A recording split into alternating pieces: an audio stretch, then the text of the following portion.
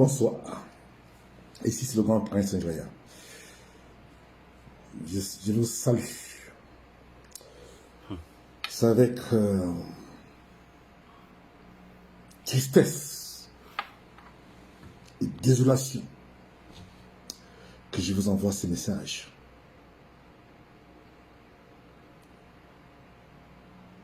Je peux vous assurer que je suis choqué par le déballage d'Amoungou Belenga qu'il a fait aujourd'hui au CED du côté de Yaoundé. Je ne veux pas entrer dans d'autres détails. Non seulement j'ai trop mal comment on peut être sadique, méchant, comme c'est le cas de ce monsieur.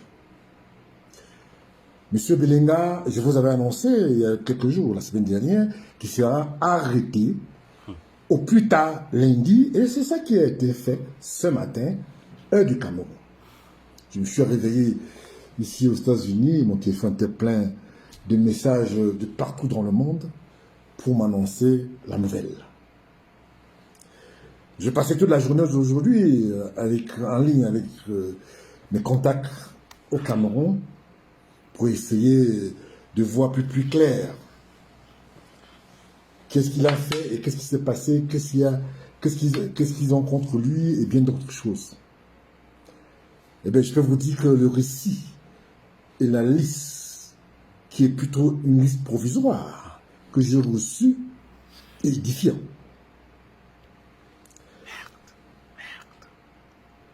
Non seulement en tant que père de famille, j'ai mal, en tant que musulman pratiquant que je suis, j'ai du mal à comprendre comment quelqu'un peut se permettre de tuer les gens comme il a dit.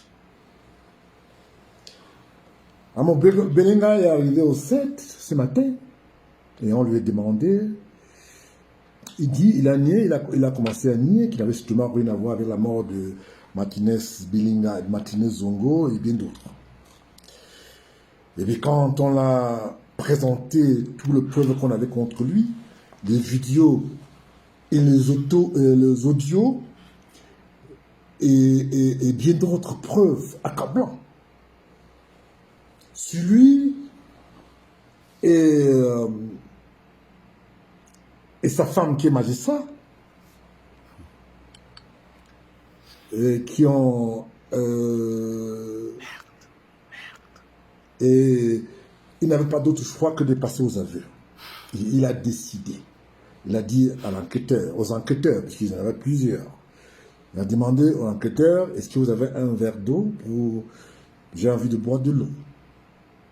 On lui donnait un verre d'eau, et après, il finit de boire son verre d'eau, il passe aux aveux total.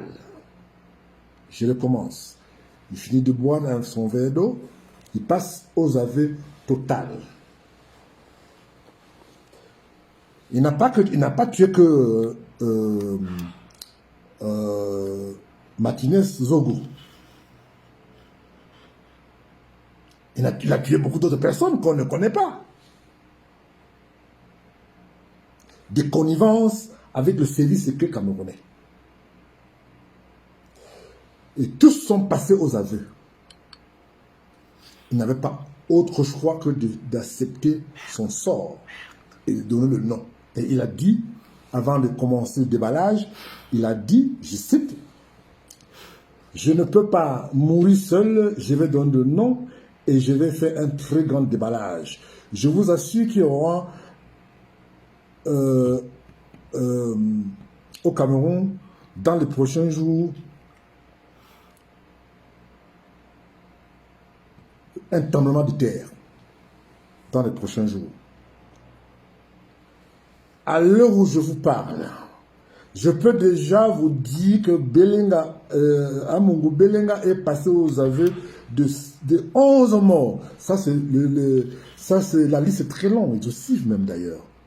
Donc il y a 11 noms Et parmi les 11 noms, je n'ai pas envie de vous donner le nom des gens que vous ne connaissez pas, mais je peux déjà vous donner 2 noms. Il y a Monseigneur Mbala, il y a Ateba Yene, qu'ils ont tué ensemble avec le ministre de la Justice.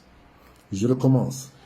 Il a dit, c'est pas moi qui le dis, c'est Belenga, Amungu Belenga qui le dit, qu'ils ont tué Ateba Yene et Monseigneur Mbala ensemble. Il a aussi cité le nom de certains membres de l'administration camerounaise à la présidence qu'ils ont tués, empoisonnés. Il est passé aux aveux. Et il a aussi donné des détails des enfants qu'ils ont enlevés, fait des rites avec, tués et allaient enterrer dans des endroits que les parents ne peuvent pas trouver. Donc, vous imaginez un peu un parent qui perd son enfant, et il ne sait pas où si l'enfant est vivant ou il est mort et tout. Mais il dit, je cite, qu'il est prêt à aller montrer là où on a enterré toutes ces personnes. Je vous parle de 11 déjà. Hein. Il y en a encore d'autres qu'il va donner demain.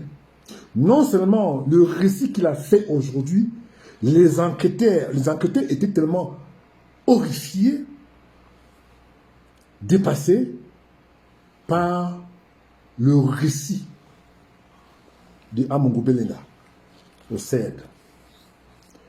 Je peux vous dire, comme je vous avais dit, que nous allons suivre cette affaire. Depuis que j'ai décidé de m'intéresser à l'affaire de Amungu Belenga, je vous assure que il y a des informations qui, non seulement me prennent la tête, j'ai du mal à comprendre comment un être humain peut être aussi cruel et méchant. Il a dit qu'il a tué avec, je le répète encore, avec Laurent Esso, Fernand Gongon, secrétaire général à la présidence, et bien d'autres ministres, que je me réserve le nom pour demain, pour d'autres déballages.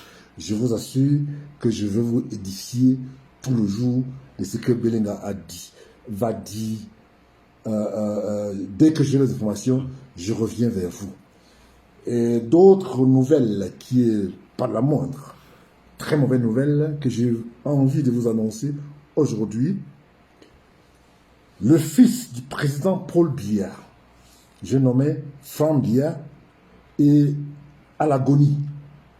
Il a été empoisonné et il est dans une situation excessivement critique et qu'à tout moment, il peut mourir. Et il était obligé de faire venir des marabouts de partout qui sont en ce moment à Yaoundé.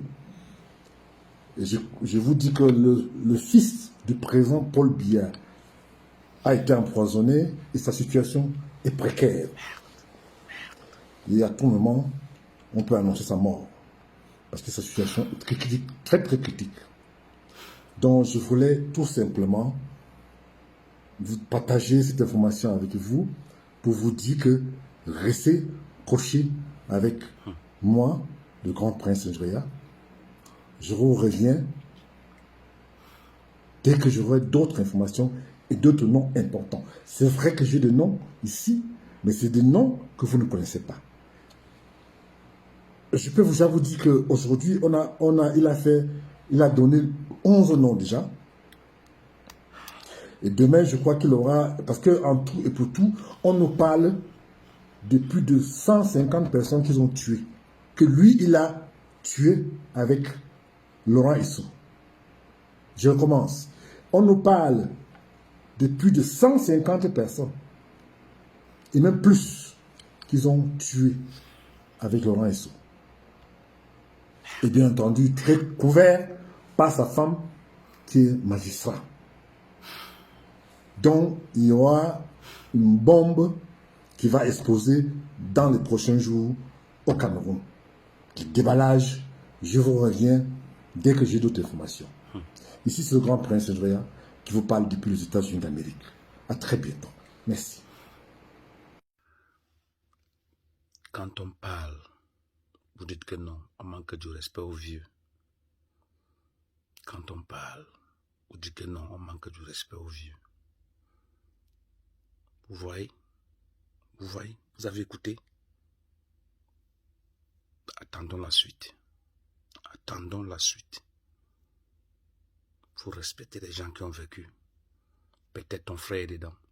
Peut-être ta soeur est dedans.